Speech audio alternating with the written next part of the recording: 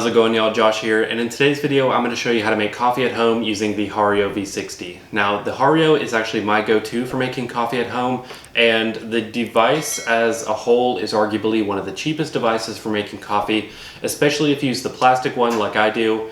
And even the plastic one compared to the glass one, I would recommend the plastic one because it retains heat better and you're able to preheat it quicker. So to begin, there's a few things you're going to need. You're definitely going to need, obviously, a Hario. You're going to need a cup or a pitcher to brew it in, because the Hario brews directly into a cup, which I really like. You're going to need a scale to measure an output so you can get consistent results every time, and you can make a repeatable process to get the same quality of coffee every single time. And then you're going to need, not required but highly recommended, an electric kettle, specifically with the gooseneck. The gooseneck, this long piece, this long spout, is going to make it easier to pour. You can just use a regular pitcher or boil some water, but you're not going to get as clean of results if you use the gooseneck. Next, you're going to need a filter, and you're going to need a filter specifically one with the pointed end that looks like a triangle with a rounded top. These are kind of hard to just find in the grocery store. Most of the time in the grocery store they're going to be a flat bottom, and that's for either just another pour over device. So these filters, you can get packs of like 100, 200 on Amazon for like $5, very affordable. But you just want to make sure it's got the pointed bottom because that's going to fit your Hario perfectly. And then last, obviously, you're going to need some coffee grounds. I would recommend grinding your coffee grounds fresh with a burr grinder to get a nice consistent grind. But if you have pre-ground, that's fine too. It's just not going to be as fresh as freshly ground coffee. And as for the coarseness of the ground, you're going to use a nice medium. Not too coarse like you would a French press, and not too fine like you would espresso. That'll give you the right amount of surface area for extraction without making it too fine where it clogs up and won't properly extract. Okay, so step one of the process, we're going to heat up our water, and with an electric kettle I like because you can change the setting of the temperature on the front, or if you're boiling water, just bring it to a boil and let it sit for a few seconds to cool down. You're going to want it around 195 to 200 degrees Fahrenheit. That's just below boiling to get it nice and hot for the extraction without making it too hot where it burns the coffee. So I've got this set for 200 degrees. It's currently heating up, so we're going to set that off to the side and wait for the next step. Okay, so now we've got the water just below boiling. I don't know if you can hear it. It's starting to make some sizzling noises. So what we're going to do next is we're going to take our filter and we're going to open it. And I like to crease it a little bit so it opens well. Put it in our Hario, and then don't put your beans in there yet. We are going to actually pre-saturate the filter with hot water, and what this does is it gets rid of a paper taste in the coffee, and it also preheats the Hario so it retains heat better.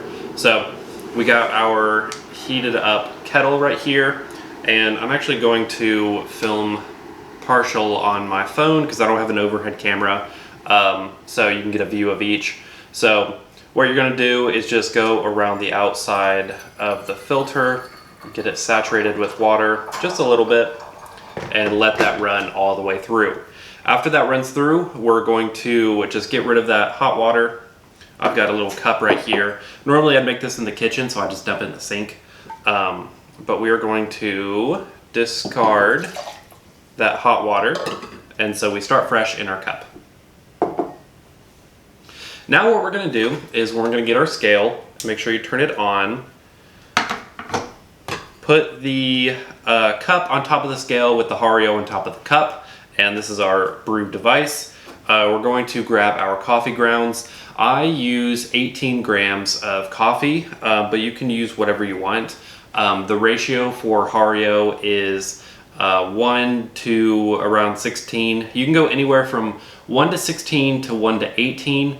1 to 18 meaning 1 part coffee, 18 parts water will give you a weaker yield, and 1 to 15 will give you a stronger yield. So it's whatever you prefer. I like to do 1 to 16. So I've got 18 grams of coffee. However many grams of coffee you have, just multiply that by 16, and that's how many grams of water you're going to need. So I need 288. So let's shake this out to level it, and your coffee grounds are going to sit in there, and we want to make sure we tar out or zero out our scale so it says 0 grams. That way it doesn't register obviously the weight of the cup. Pouring your water into your pour over device comes in 2 steps. The first step is you pour about 60 grams of water, and this is just to saturate the beans. This is called blooming the coffee grounds. What this does, it releases any CO2 gases or any unwanted gases that could affect the taste, and it's just good to saturate the beans to prime them for brewing. So I'm gonna get my phone out again so I can show you. And what we're going to do is make sure it's zeroed out on your scale, and we are going to pour 60 grams of water in a slight circular motion into the coffee grounds, and just make sure they're all saturated, just like so. Circular motion, make sure they're all saturated, and the scale should read about 60. Mine says 73. That's just because I was watching the camera and whatever. But as you can see, let me focus in here. You can see some bubbles start to form in the coffee grounds. We're just gonna give it a little swirl, just make sure they're all saturated. Because if you don't swirl, sometimes the coffee grounds can get clumped. And then as you can see, we have a nice level bed for the next phase. Now we're gonna let that sit for about 30 seconds to fully bloom and settle down before the next phase. So right now I have 73 grams. My final yield is going to be 288. So I've got about 210 grams left I need to pour. And okay, now it's debloomed, or now it's bloomed.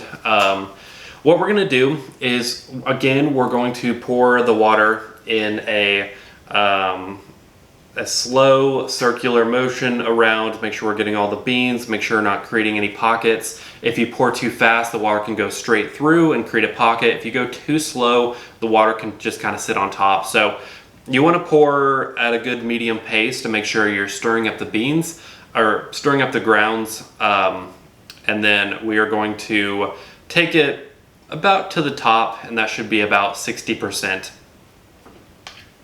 So let me get my phone out so you can see the process. And we're just going to pour in a slow circular motion. And I'm watching the scale. Actually, it won't go all the way to the top. So I'm going to take it to about 200 grams.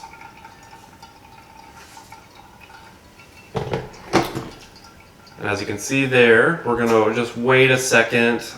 It's okay to shake it around, just make sure the beans aren't clumped anywhere. As you can hear, it's starting to drip below. And at this point, it's at 200 grams. We need about 80 more to be fully done.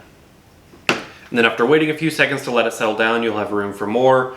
If you can see like a layer of water up top, which I'm kind of seeing, just kind of shake it around, not too vigorously, just to disperse the beans. And so I'm going to take it into a circular motion all the way to 100% yield. So that would be 288 grams, which I'm at 286, close enough.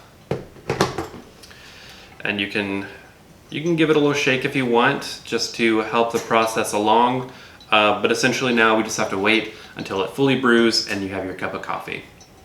So I'm gonna let this continue to steep, but I hope this video was helpful. I hope you're able to make a really good cup of coffee at home. Also, I forgot to mention earlier, I just use tap water just because it's easy and I don't have super high standards at home when I just want coffee. But one way to elevate your coffee is use filtered water in your coffee, because good water is key to making a good cup of coffee. And also fresh grounds, which I am using, and freshly grinded coffee beans, which I'm using as well. So there's a few ways to elevate, but if you're just looking for a quick cup of coffee, it's a great way to do it. And yeah, I hope this helped. And if you have any questions, leave a comment below. Don't forget to subscribe. I'll try to be more active on this channel. But yeah, thanks for watching. I'll see you in the next one.